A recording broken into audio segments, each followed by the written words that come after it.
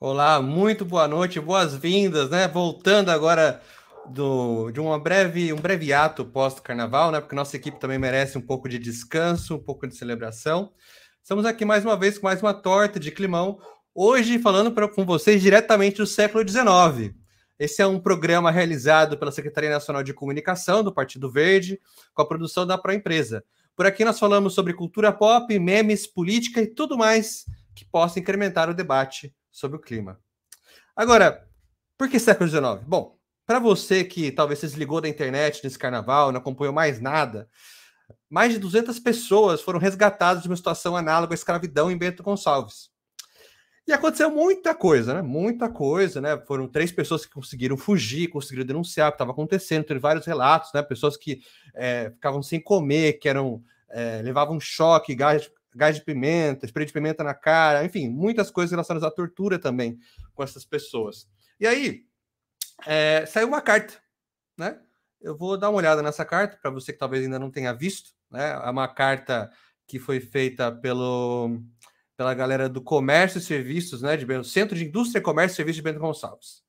Então, eu vou ler e comentar ao mesmo tempo, né? Aqui sobre o que foi escrito. Lembrando, nós tivemos 200 pessoas que foram resgatadas, com uma série de denúncias, pessoas que se endividaram porque não tinham que comer, tinham que achar um jeito de conseguir comida, né? E estavam lá trabalhando para essas empresas do setor de produção de vinhos, uva, né? Setor de uvas da região de Bento Gonçalves. Vamos lá. Na condição de entidade fomentadora e defensora do desenvolvimento sustentável, ético e responsável dos negócios e empreendimentos econômicos. Vamos aí que nós temos aqui a defesa, então, desenvolvimento sustentável, ético e responsável dos negócios e empreendimentos econômicos. Ah, tá aí. Eles não defendem as pessoas. Acho que é por isso que talvez a gente não tenha uma citação a esse caso de forma mais crítica, né? O Centro de Indústria, Comércio e Serviços de Bento Gonçalves vem acompanhando com atenção o andamento das investigações acerca de denúncias de práticas análogas à escravidão no município, né? É necessário que as autoridades competentes cumpram seu papel fiscalizador e punitivo para os responsáveis por tais práticas. Então, ou seja, assim, eles estão querendo que os responsáveis por isso sejam punidos, né? Que seja investigado. O outro parágrafo, da mesma forma, é fundamental resguardar a idoneidade do setor vinícola, importantíssima força econômica da região. Assim, isso aqui parece, não sei se vocês já viram, sabe aqueles blogueiros, aquelas influenciadores que fazem alguma coisa errada na internet, são denunciados por outras pessoas e fazem aquele texto, aquele vídeo, né? Parecem maquiagem, num cabelo desarrumado, com pouca luz, e falam: olha, quem me conhece sabe que eu não sou dessas coisas, né? Quem me conhece sabe da minha reputação, enfim. É um texto mais ou menos nesse sentido. É de entendimento comum que as vinícolas envolvidas no caso desconheciam as práticas da empresa prestadora de serviço sob investigação e jamais seriam convenientes em tal situação. Mas, vocês não são favoráveis à polícia investigar? Então por que você está dizendo quem já é inocente? A polícia tem que dizer quem é inocente, quem é culpado? É entendimento comum, beleza? São todas elas sabiamente empresas com fundamental participação na comunidade, reconhecidas. Aí fala sobre um monte de qualidades dessas empresas. Então, aí essa organização reforça o apoio, coloca-se à disposição para contribuir com a busca por soluções de melhoria e contratação de trabalho temporário terceirizado, né? Aí o final, que é a cereja do bolo. Nossa, essa parte final, gente, para você que não viu essa carta, está dizendo assim: situações como esta, mais de 200 pessoas em situação análoga à escravidão, trabalhando para a coleta de uvas para essas empresas tão amigas da comunidade, segundo eles, estão relacionadas também a um problema que há muito vem sendo infantilizado e trabalhado pelo SIG-BG e Poder Público Local. 2 pontos.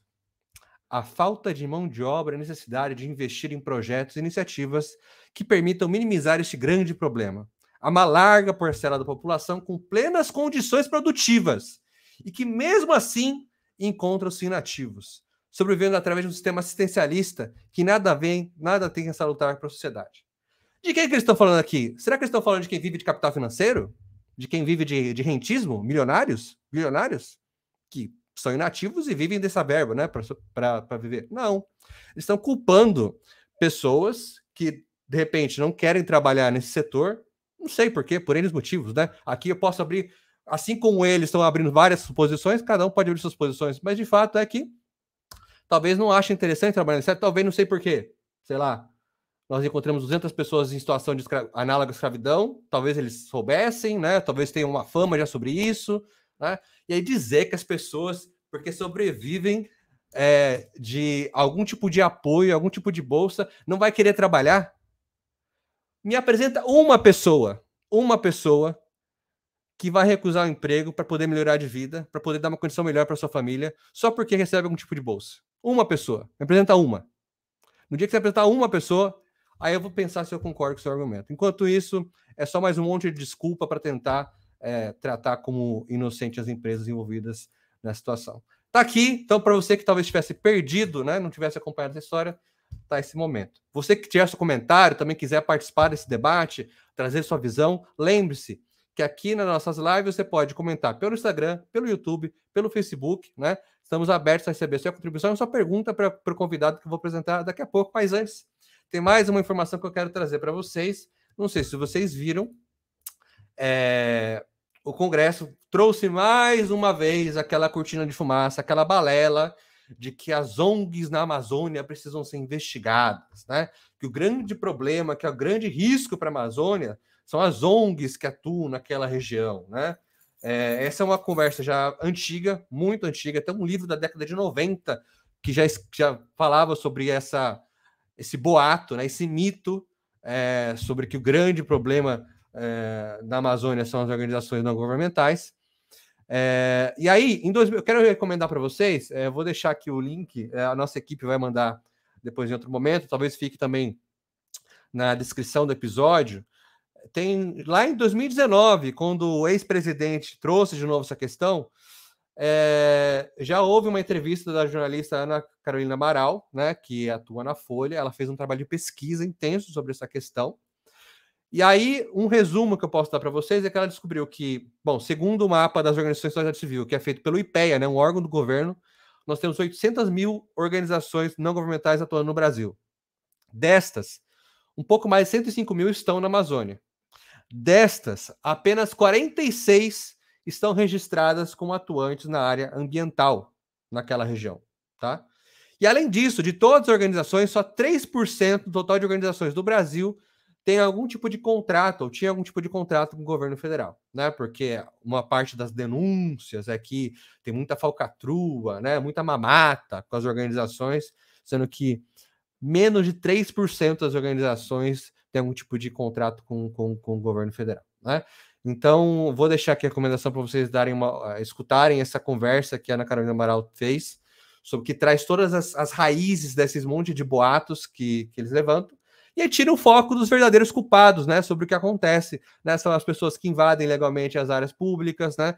É o desmatamento ilegal, é o conflito de terras, enfim, um monte de coisas que...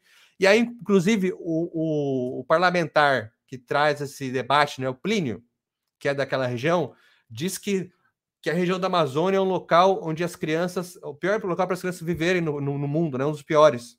Porque mais de 1.000 crianças, 1.200 e poucas crianças morrem todos os anos antes de completar um ano de idade. Agora me fala, o que isso tem a ver com as ONGs? Por que você então está cobrando para que o governo federal, que o governo estadual, o governo municipal não atue de forma mais responsável? Porque nós temos uma Constituição, né? Nós temos direitos, nós temos o ECA aí para ser cobrado, né? E por que isso está tentando envolver as ONGs nesse meio? Então, é mais uma questão para a gente ficar alerta, tá? Você que aqui é filiado ao PV, ou que acompanha, ou que é amigo da causa, provavelmente isso vai circular de novo nos grupos de WhatsApp, tá? Provavelmente isso vai circular aí pelas redes de notícias falsas, então fique atento, fique atento. Bom, dito tudo isso, né, atualizando vocês, trazendo esses aperitivos para a abertura do nosso programa, eu quero, então, entrar no nosso tema principal, né? Hoje nós vamos falar sobre racismo ambiental. Esse é um termo que é utilizado para se referir à desigualdade com que pessoas brancas e negras são afetadas por fenômenos ambientais nocivos. E a gente pôde constatar nas últimas semanas, após a tragédia de São Sebastião, que vitimou dezenas de pessoas na Vila do Saí, como certas facilidades escolhem quem irão atingir. Na maioria das vezes, a população negra e periférica. E para falar com propriedade sobre esse assunto, o nosso podcast de hoje recebe o secretário do Afro Verde, o secretário executivo do Estadual de Mudanças Climáticas da Paraíba, representante do PV para assuntos antirracistas junto à Federação Nacional, Denis Soares. Denis, Seja muito bem-vindo ao Torta de Climão.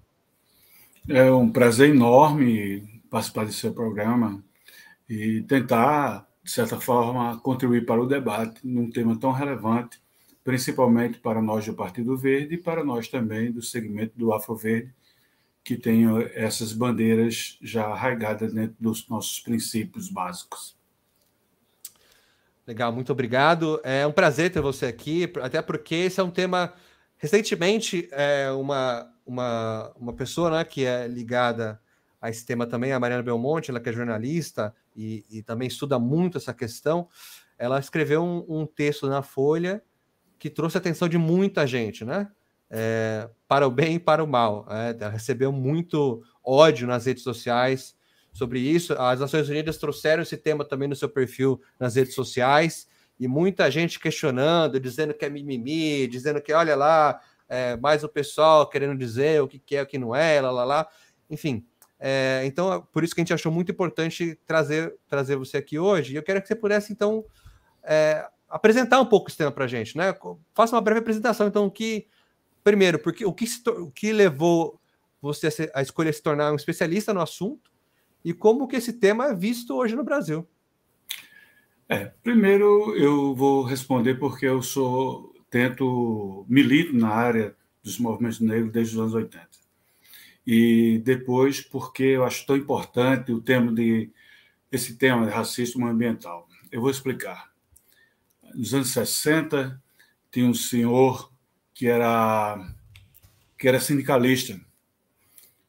E ele, por conta de ser sindicalista, foi perseguido, perdeu tudo, e a sua família foi morar num palafita, em cima de um rio que hoje é canalizado lá no Recife.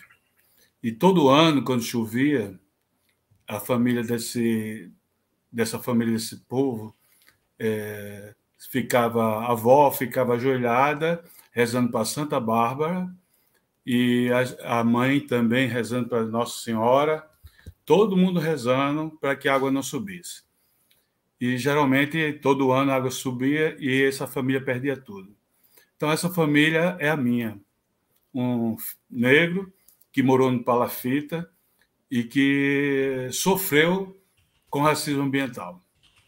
Porque falar é fácil, escrever um artigo sobre o assunto é muito simples. Você discutir o assunto é muito simples. Agora, vivenciar dentro da sua família o racismo ambiental é que é difícil. É como uma mãe negra que chega para o filho e diz assim: não corra na rua porque a polícia pode lhe prender. Isso é também racismo ambiental, porque a criança está correndo ali na favela, enfim, ou vai voltando para a escola correndo e o policial para. Então, o racismo ambiental é um conceito que surgiu na década de 1980 e foi cunhado pelo ativista de direitos civis Benjamin Chaves. Ele fala das comunidades negras e do sofrimento que é viver numa comunidade que geralmente são abandonadas pelo poder público, né? Primeira coisa, elas são abandonadas pelo poder público. Segundo, são geralmente construídas em cima de lixões, em locais inapropriados, como os palafitas do Recife, né? Os morros do Rio de Janeiro, o semiárido do Nordeste. Enfim, essas pessoas, por serem pobres e pretas, então elas sofrem muito mais dessas discriminação do que qualquer outro cidadão.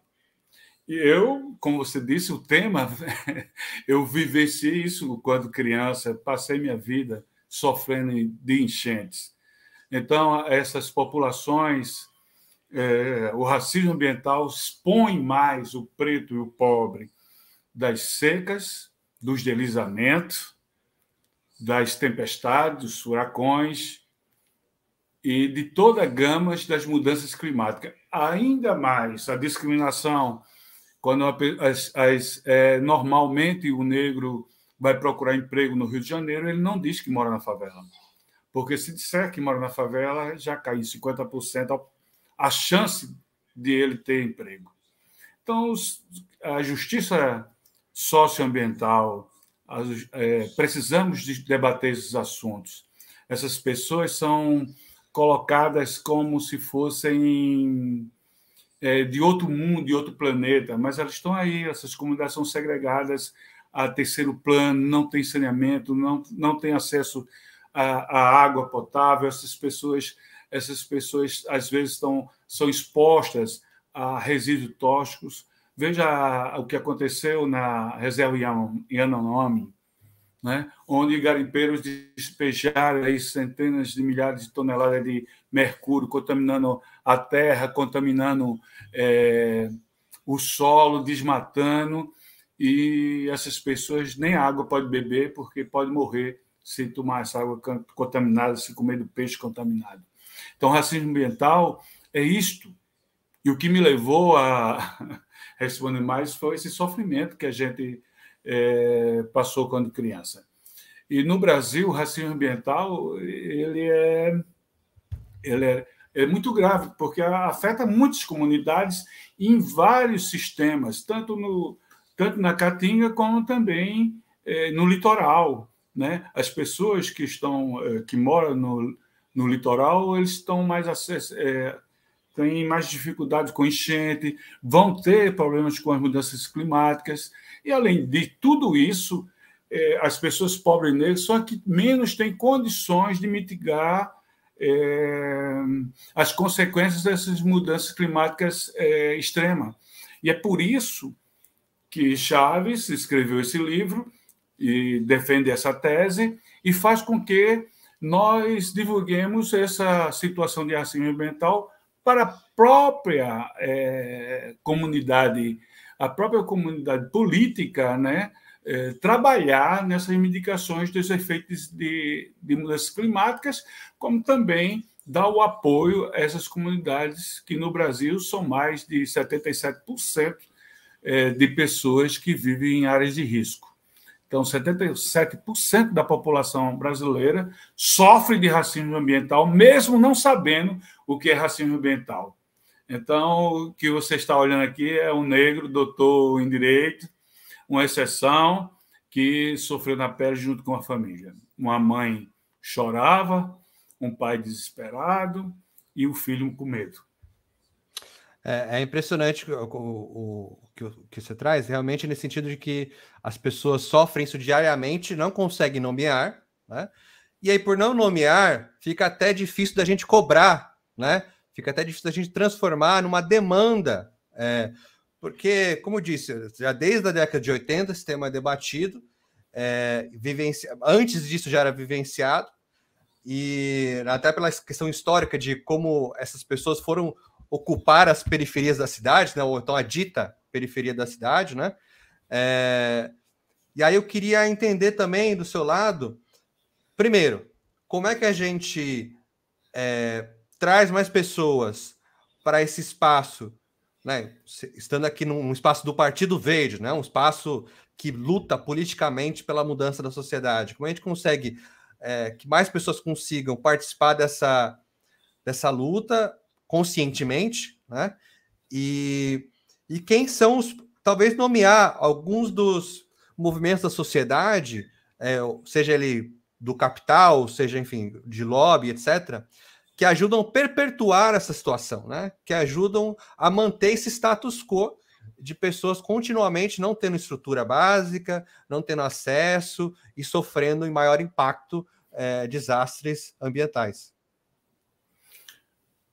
Primeiro dizer que você pode se organizar nos movimentos negros, venha para o Afroverdes, seja filiado ao Partido Verde, que já discute isso desde os anos 80, né? Filie a partido, procure o político que você votou, então mostre à sua comunidade que você tem direito, né? Que você não precisa ser maltratado pela polícia, você não pode ser abandonado pela prefeitura, você tem direito à saúde, você tem direito à segurança na sua casa, você tem direito a moradia segura. Então, esses direitos, o Afroverde tenta replicar dentro da comunidade negra esses direitos, e dentro do Partido Verde tentamos, com nossos políticos, levar a boa prática para as cidades que governamos, né? Conscientizando nossos... Vamos fazer agora um encontro dos nossos parlamentares negros em Brasília, juntamente com os partidos federados, né? Para tratar justamente desses assuntos, né? De educação, de cobrança, de uma política de mitigação das intempéries climáticas, que vai cada vez mais ser mais extrema, e cada vez mais extrema, quem morre nesse país é o negro pobre, não é? Negro pobre. Veja o que aconteceu em Petrópolis, né? As casas mais abastadas não sofreram nada, mas quem estava lá, quem invadiu o morro para colocar sua casinha, foi destruída. É como nos anos 80, o PV dizia: vem um morrinho, tira a matinha, constrói a casinha, vem a chuvinha e destrói tudo. Então, como as crianças do PV falavam nos anos 80. Então, quem morre soterrado é pobre, é o negro pobre que morre soterrado. As pessoas que ribeirinhas, que perdem tudo que tinha quando todo ano vem a enchente, né? Então, é preciso que os políticos, preciso que o governo estadual, municipal e federal vejam essa discussão com muita seriedade. Nós temos aqui em João Pessoa um bom exemplo de trabalho, onde o trabalho é feito durante o ano todo para evitar tragédias. Nós estamos aí uns 15 anos sem nenhuma morte por questão das chuvas, que nós estamos aqui no litoral. Lá no sertão, nós temos muitas dificuldades com a água, mas também nós estamos trabalhando com muito afinco para levar água potável para toda a comunidade que fica no sertão, fica no semiárido paraibano. O que nós notamos é que a especulação imobiliária força as pessoas a saírem das suas casas, né? Nós tivemos recentemente no Fantástico um bom exemplo nisso, que só um pescador continuava onde morava há mais de 30 anos. No restante, a especulação imobiliária comprou todas as casas das comunidades de pescadores. Então, as mudanças, as ações climáticas extremas, ela prejudica, eu vou repetir, muito mais o pobre, porque o pobre ele não tem condições de ter uma casa com reforço, moram já em locais insalubres, muitos deles com risco, com a pedra, com estoque de deslizamento, mas ele não tem para onde ir. E a culpa dessa mortandade não é da pessoa que está lá, é falta de políticas públicas. Se tivéssemos mais políticas públicas, se tivéssemos mais ações que protegessem, mais treinamento para essas pessoas, próprias pessoas notarem que teriam que abandonar sua casa, uma defesa civil mais eficiente, se nós tivéssemos mais pessoas dentro da prefeitura pensando nessas questões, então teríamos menos morte, né? Teríamos muito menos morte do que aconteceu, tanto em São Sebastião como em Petrópolis, como acontece aconteceu em Niterói, como aconteceu e todo ano acontece, infelizmente, e cada ano, cada vez mais com o aumento das mudanças climáticas, nós vamos ter mais sequência, mais secas prolongadas, isso vai dificultar a alimentação das pessoas, os pobres vão sofrer muito mais. Você viu que São Sebastião, um repórter até chorou, porque viu as pessoas vendendo 1 litro d'água por R$ 93. R$ 93. Isso é o capitalismo, né? O capitalismo selvagem que se aproveita do momento de sofrimento de uma população e ainda quer obter muito mais lucro com esse sofrimento. Então, vai a minha indignação, né? Vai a minha indignação, vai a minha tristeza sobre o descaso que tem outros partidos até progressistas, que não abre nenhuma discussão sobre esse tema. Nós estamos entrando no mês de março, dia 21, é o Dia Internacional das Discussões sobre o Racismo, e eu quero agradecer a você, todo o pessoal, toda a sua equipe, por me dar essa oportunidade de estar falando sobre um tema que é tão pouco falado, que é justamente o racismo ambiental. Sim, e uma questão... Sim, uma questão que você traz, assim, que acho que é importante ressaltar, né, é realmente o quanto certos setores, né, certos setores acabam manipulando a política pública, né, local, até estadual, né. Nós tínhamos denúncias aí de um certo ex-secretário de Meio Ambiente do Estado de São Paulo, que estava em conluio com alguma empresa para ceder algumas áreas, né. Nós temos aí denúncias de mansões que foram colocadas em topo de morro sem a devida licença, né? Enfim, é sempre curioso, né? Curioso e criminoso ver como certos setores do poder de influência de capital, né, conseguem fazer certas coisas nas cidades, e quando alguém da população vai fazer qualquer tipo de solicitação, é visto como nada, né? É um pessoal que está reclamando que, enfim, tá de mimimi. Bom, mas vou fazer uma pausa aqui rapidinho na nossa conversa para dar atenção a você que está nos acompanhando, você que está aqui, seja no Instagram, no Facebook, no YouTube, que já mandou uma série de comentários aqui para a gente. Bom, vamos lá. Nós temos do Facebook, Inês Góes e Gisele Cristina dando boa noite. No Instagram, a Shirley Torres também. Pelo Instagram também, o Washington José Pessoa dando seu boa noite. Um abraço ao amigo Denis, que ele é o presidente do PV de Campina Grande. Marco Rocco também dizendo que o tema é importantíssimo. E aí nós temos já uma pergunta, questionando o nobre amigo Denis. Qual a importância do protagonismo das pessoas pretas na causa ambiental? Pergunta vindo do Washington Pessoa, lá de Campina Grande. Quando ele respondeu, eu volto para os outros comentários. É lógico que nós estamos agora na questão de... O que ele fala é do poder de fala, né? Eu acho que quando você vivencia, como eu vivenciei, eu tenho o local de fala, o poder de falar sobre o assunto, mas todos nós podemos falar sobre o assunto. Todos nós, homens pretos, brancos, temos que falar sobre esse assunto, né? Uns falam com a vivência, né, com o sofrimento, porque já houve discriminação, já morou em locais que podem ser considerados de locais com racismo ambiental, e do outro lado você pode falar do assunto, do racismo. Alguém fala do racismo, outro fala sobre o racismo. Quem fala do racismo é quem sofreu. Quem fala sobre o racismo é quem está preocupado em mudar tudo isso, mas nunca sofreu racismo. Então, todos nós podemos falar sobre isso. A Shirley sabe muito bem, um abraço para a Shirley, querida, que eu sou um defensor de que as mulheres falem com os homens sobre a violência doméstica. Também eu sou um defensor, e o Afroverde tem o Afroverde Acolhida, que recebe homens brancos, mulheres brancas, para a gente discutir racismo.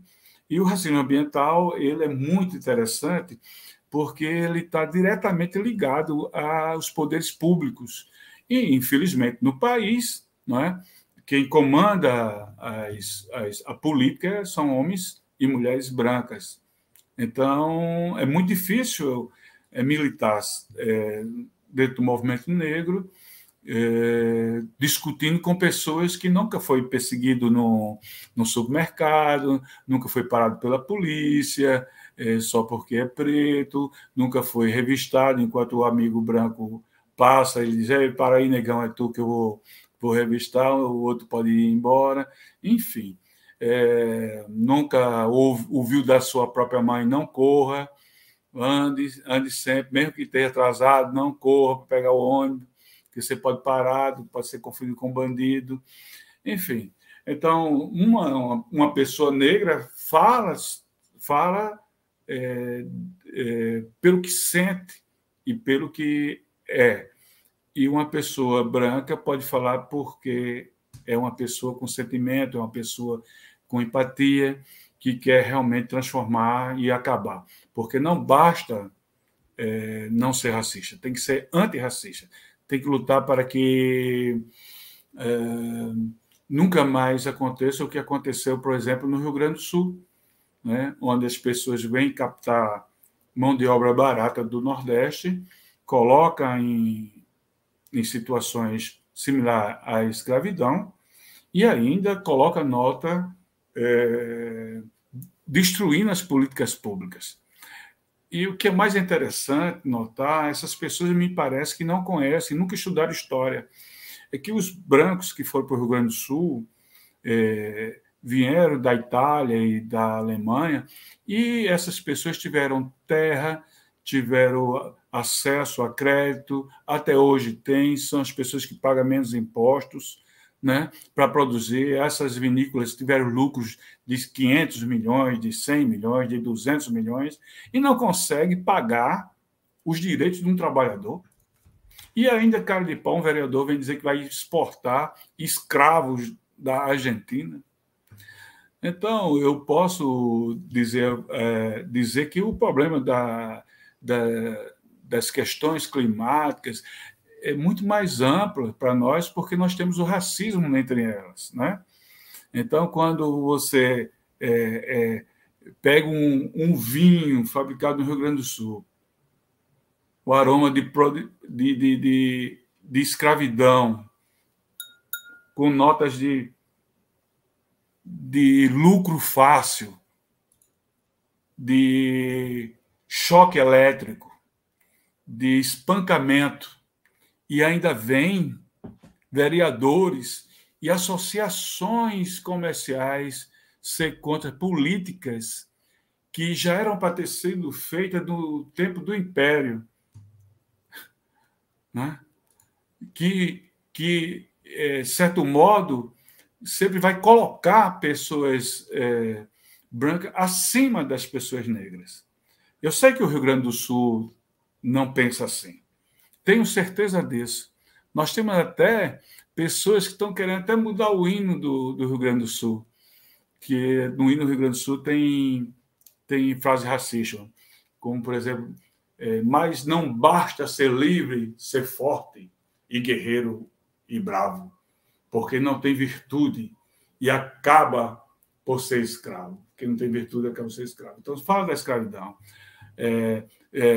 Esse povo do Rio Grande do Sul que luta para que antes são antirracistas também não sente orgulho do general Canabarro que colocou o pelotão de lanceiros para ser mortos, né, na guerra da Farroupilha, tirou até as munições. E antes disso cooptou os escravos dizendo que ia ter ser livre. Então não é de hoje que o povo negro sofre no Rio Grande do Sul. Lá tem mais de 1 milhão de negros no Rio Grande do Sul. E esses negros têm força política que pode mudar esse assunto. Vamos discutir isso. A Câmara de Vereadores deve fazer um inquérito legislativo para ver as falas desse vereador. Eu creio que os deputados de partidos progressistas também devem repudiar essa nota nota do comércio do Bento Gonçalves. De Bento Gonçalves, porque já as consequências já estão vindo. Vários exportadores não vão mais exportar os vinhos do Rio Grande do Sul. E se eu, na minha casa, gosto de valorizar produtos nacionais, eu não vou querer mais tomar vinho do Fernando Bento Gonçalves, nem de uma daquelas que terceirizaram a escravidão do nosso povo. Então, é isso. Só através do bolso que esse povo vai se conscientizar que eles estão fazendo um mal para eles mesmos. Então, a questão socioambiental, né, é muito importante.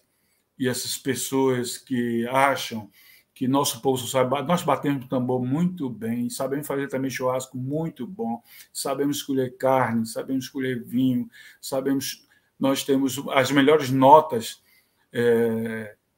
no Enem, está aqui no Nordeste.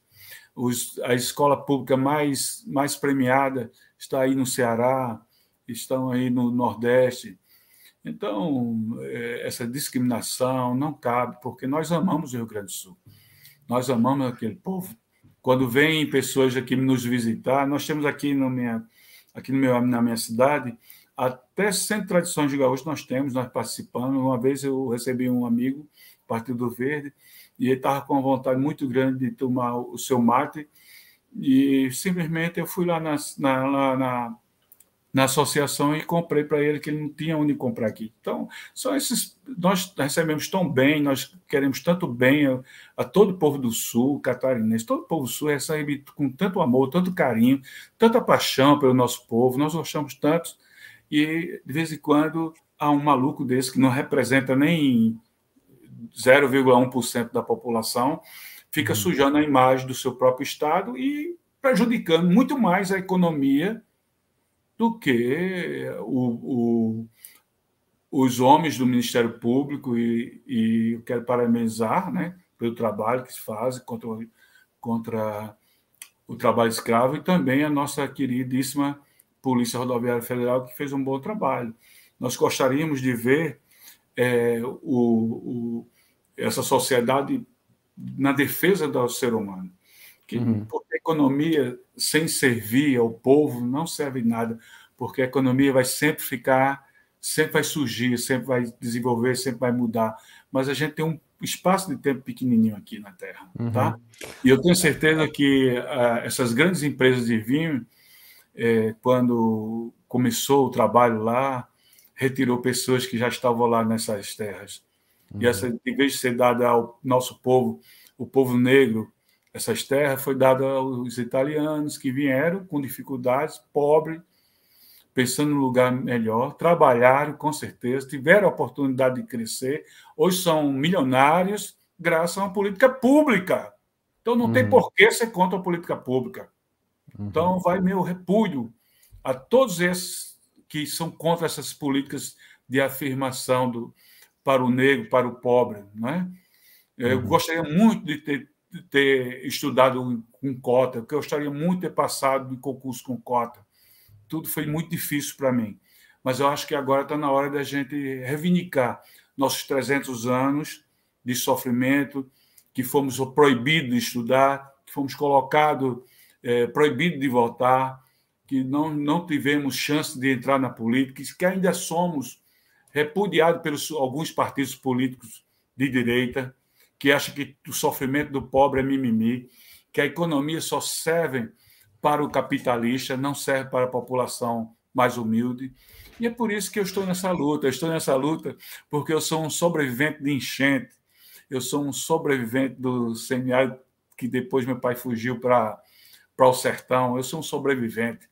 Então, como sobrevivente, como senti na pele, todo esse sofrimento que sofre todo o negro que vive nessas áreas de risco, de violência, de morte, de sofrimento, de fome, alguns deles, eu tudo passei isso. É por isso que me anima e eu fico tão feliz de participar de um programa como esse, tendo uma pessoa tão gabaritada como você, com um nome tão sugestivo, bem MPV, né? De climão. E eu não quero criar um climão, por isso que eu vou parar, porque dá vontade de dizer que vou tomar um vinho com notas de FPQ. Deles, é só a minha preocupação é só o tempo, assim, porque por mim a gente ficava bastante, mas a gente tem um limite temporal mesmo, e a galera nos comentários está mandando muita coisa, né? Então eu vou tentar mandar algumas, eu quero que a gente tente fazer um meio estilo Maria Gabriela, assim, ó, papum, tá? Para dar tempo de a gente contemplar um pouco mais de pessoas aqui que querem participar da conversa também. e você puder também adicionar com toda a sua experiência, né? Que você diz da parte do sofrimento, mas também o de doutor, né? Hoje, também com uma pessoa que é especialista do ponto de vista de vivência, do ponto de vista de academia também, do ponto de vista de política pública, está numa posição tão importante quanto a sua no seu estado. Bom, vamos lá, as perguntas que a equipe nos mandou aqui. Só antes de eu mandar para as perguntas, a equipe mandou também uma pequena questão para a gente, porque a história eles verificaram aqui, a história dos R$ 93 realmente circulou bastante, mas depois foi verificado e era R$ 93 o engradado com 12 garrafas. Então, se você fizesse divisão, dava o valor médio de mercado mesmo. E aí eles mandaram aqui para a gente que alguns dias depois a própria Globo corrigiu. Então, assim, quer dizer que o capitalismo foi bonzinho? Não, porque as pessoas moram onde moram por causa da especulação imobiliária, né? Mas, enfim, só essa pequena correção aqui ao vivo. Bom, vamos lá, para as participações. Eu parei na participação do Washington. Nós temos aqui... gente, um pedido. Vocês que têm um arroba de Instagram que não necessariamente é o nome completo de vocês, tente fazer como o Washington mandou também, mandar o nome depois, porque senão eu vou ter que ler alguns arrobas e tentar adivinhar como se pronuncia algumas coisas, tá? Então, vamos lá. Então, W. Biraci. Minha pergunta é: como podemos construir um projeto de sociedade que contemple a saúde física, mental e social da população negra? Depois nós temos Ailton Lene. Infelizmente, o racismo e o preconceito estão enraizados na nossa sociedade. Selma. As periferias que sofrem são interesses de muitos políticos. Guará. Pessoas nas periferias sofrem porque os pobres não estão no orçamento. Um não em caixa alta. Do YouTube, Genilson. Como classificar a vulnerabilidade ambiental? Do YouTube também, Francisco Alves. Tem que existir mais no trabalho preventivo. O que existe mais para fazer no trabalho preventivo? Então, nós temos 3 perguntas aqui, tá? Uma, como que a gente pode construir um projeto que trabalhe a saúde física, mental e social da população negra? Como classificar vulnerabilidade ambiental? E que tipo de trabalho preventivo pode ser feito? Tenta aí fazer um pinga-fogo. Eu vou tentar falar da saúde e vou falar da questão do racismo ambiental. Então, tá. O que ocorre muito são pessoas que moram no lixão, têm contato com ratos, baratas, insetos, então, todo tipo de coisas nocivas à sociedade, e também adoecem. Pessoas que sofrem tem uma enchente, perde tudo e também adoece. Então, tem muitas doenças, né, ligadas à questão ambiental. A própria dengue, e outros de malária, outro tipo que já está chegando chegou nas grandes cidades, foi por conta do aquecimento global e também a falta de predadores para esse tipo de inseto.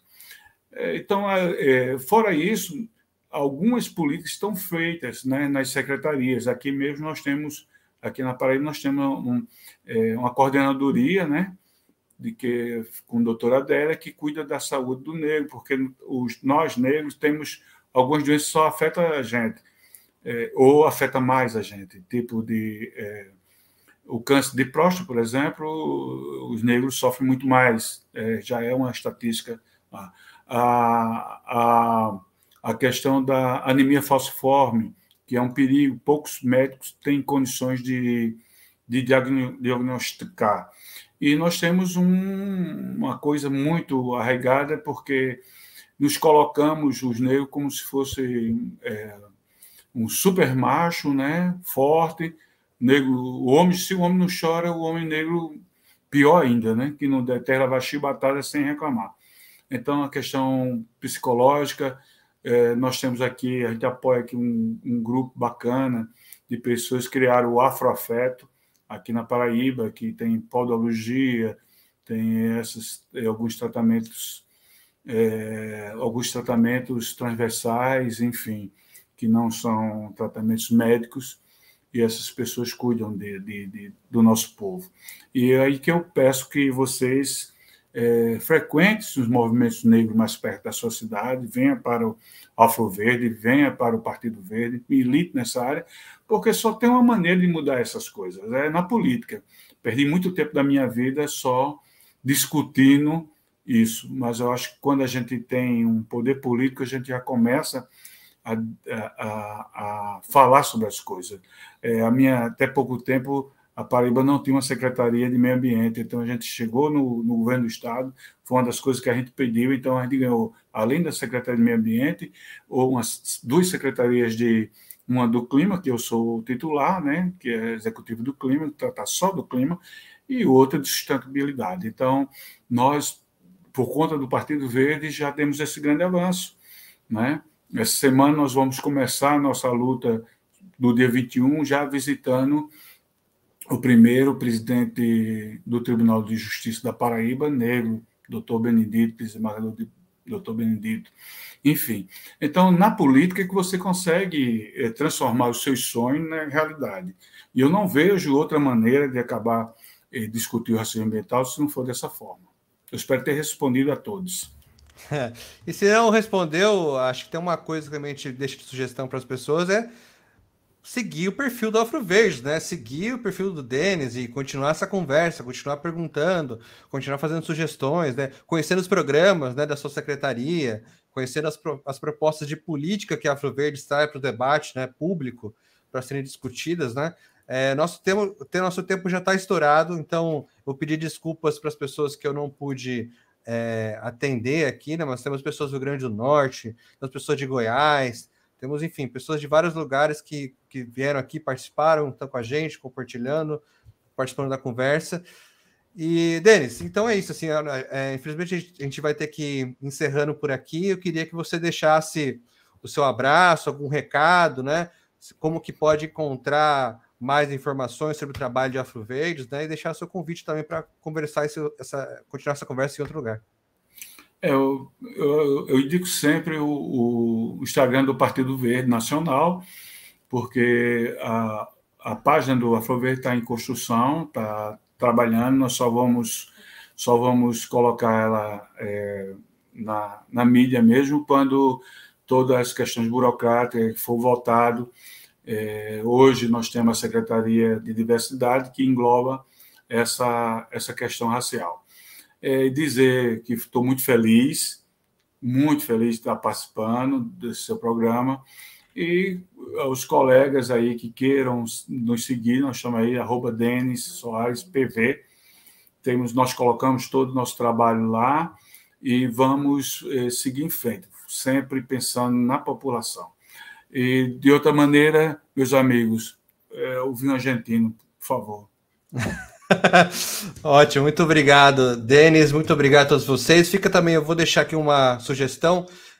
Também eu acho que eu vou pedir para a equipe, se for possível, colocar no link da descrição do episódio quando for gravado. Lembrando que se quiser compartilhar essa conversa depois, né, com quem talvez não pudesse estar aqui, o episódio completo vai depois para o YouTube, para o Spotify, para todas as plataformas de áudio também, porque ele vai no formato de podcast, tá? Então, por isso mesmo, o podcast de Clima é gravado ao vivo, mas ele fica disponível para vocês ouvirem nas outras plataformas. E aí, vamos ver se a gente consegue colocar na descrição aquele material que eu disse do começo, da Ana Carolina Amaral, sobre as ONGs, né, o mapa das ONGs e as ONGs ambientais, contra essas notícias falsas, essa cortina de fumaça que a galera da direita vai levantar para tentar encobrir a CPI dos atos antidemocráticos do dia 8. E também vou deixar uma sugestão, um curso sobre racismo ambiental que também está lá, para além de acompanhar e conversar com eles, você também pode fazer esse curso gratuito, se não me engano, na FESP-SP. E, enfim, mais uma oportunidade para você poder acessar mais conteúdo e continuar participando dessa conversa, né? E, por fim, quero lembrar que as opiniões aferidas por mim aqui nesse programa são de minha responsabilidade, não necessariamente são as opiniões do Partido Verde. E quero dar um último recado. Nós tivemos aí mais uma atividade do Movimento Sem Terra na Bahia. Começou-se mais uma choradeira aí falando mal do movimento globalmente e nacionalmente. Quero dizer que existe, para você que queira se enturmar, pesquise, por favor, desobediência civil. O que é, o que significa, quando as leis e quando as pessoas que estão no poder não querem fazer cumprir os direitos daqueles que, infelizmente, estão em estado de vulnerabilidade, né? Então, as leis já estão aí, já está na Constituição a reforma agrária, mas até hoje não saiu.